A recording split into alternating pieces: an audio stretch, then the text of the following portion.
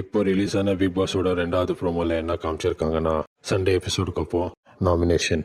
Big pass வந்துட்டு யாராவது 2 பேரை நாமினேட் பண்ணுங்க அப்படின்னு சொல்றாரு. முதல்ல முத்துக்குமரன் வந்துட்டு அருண் பேரை சொல்றாரு. அதுக்கு அடுத்தது நிறைய பர்சனல் பேகேஜஸ் வச்சுட்டு இருக்காங்க அப்படின்னு காரணம் சொல்லி மஞ்சரி வந்துட்டு அருணை நாமினேட் பண்றாங்க.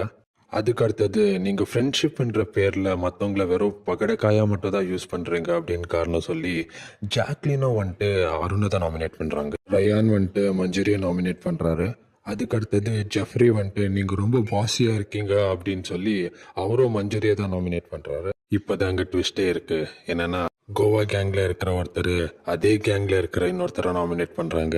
யாருன்னா சௌந்தர்யா வந்துட்டு ஜாக்லினை நாமினேட் பண்ணுறாங்க.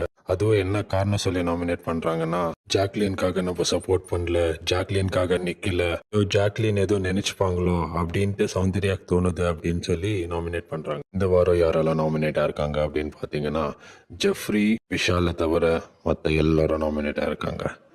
இந்த நாமினேஷனை பத்தி நீங்க என்ன நினைக்கிறீங்கன்றத கமெண்ட் செக்ஷன்ல சொல்லுங்க. இதே மாதிரி பிக் பாஸோட அப்டேட் உடனே தெரிஞ்சுக்க நம்ம சேனலை சப்ஸ்கிரைப் பண்ணிக்கோங்க. தேங்க்யூ.